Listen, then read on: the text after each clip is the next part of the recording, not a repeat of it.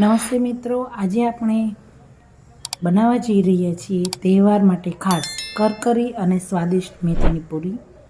તેની માટે સૌપ્રથમ તાજી મેથી લઈ ઝીણી સમારી અને ધોઈ સાફ કરી લેશું. ત્યારબાદ તે જ મેથીની ઉપર ઘઉંનો ઝીણો લોટ એડ કરવાનો છે. અહીં મેં 1 થી 1.5 વાટકી ઘઉંનો લોટ લીધો છે. ત્યારબાદ રેગ્યુલર મસાલા કરીશું. તો મેં અહીં 1 ચમચી હળદર પાવડર, 2 ચમચી લાલ મરચું પાવડર, થોડી હિંગ લીધી છે, અડધી ચમચી ધાણા જીરું પાવડર અને સ્વાદ પ્રમાણે મીઠું એડ કર્યું છે. અને મોણ માટે થોડું તેલ એડ કરી દઈએ.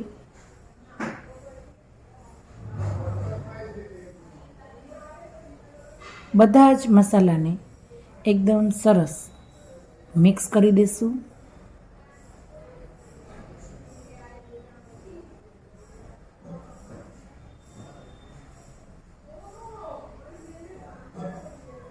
થોડું પાણી એડ કરતા જઈ અને લોટ બાંધવાનો છે. અહીં લોટ ઢીલો ના થાય તેનું ખાસ ધ્યાન રાખવાનું. અને જ્યારે પૂરી કરવી હોય ત્યારે જ લોટ બાંધવાનો છે. લોટને આપણે રેસ્ટ નહીં આપીએ, કેમ કે લોટને રાખી મૂકીશું તો મેથી તેનું પાણી છોડશે તો તમને વણવામાં તકલીફ થાય. તેના માટે જ્યારે કરવી હોય ત્યારે જ લોટ બાંધવાનો. આ રીતે ધીમે ધીમે પાણી એડ કરતું જવાનું અને આ રીતનો કઠણ લોટ તૈયાર કરી લેવાનો. હવે આ લોટ ઉપર થોડું તેલ એડ કરી અને લોટને કોણવી લઈએ.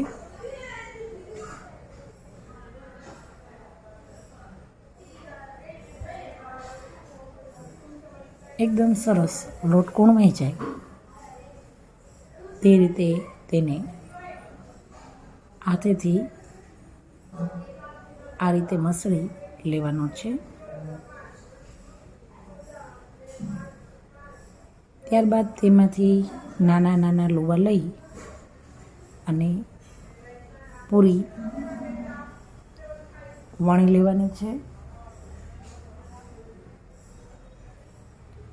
પૂરી નાની મોટી તમને જે પણ શેપમાં ફાવે તે શેપમાં વણી લેવાની છે. આ રીતની મેં પૂરી વણી અને તૈયાર કરી. હવે તેને તેલમાં તળી લઈએ.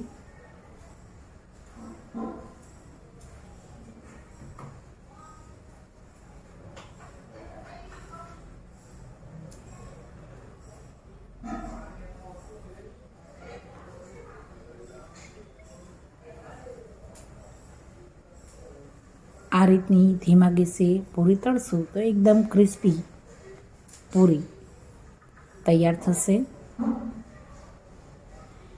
આ પૂરી 2 થી 3 દિવસ સુધી આવી જ રહે છે.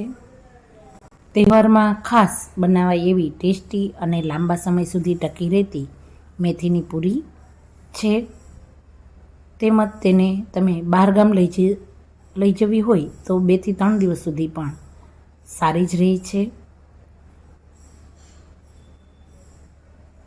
જો વિડીયો ગમ્યો હોય તો લાઈક કરો, મિત્રો સાથે શેર કરો અને આવી સરસ રેસીપી માટે ચેનલને સબસ્ક્રાઈબ કરવાનું ભૂલશો નહીં. તો મારી આ મેથીની પૂરી તૈયાર છે. ફરી નવા આઈડિયા સાથે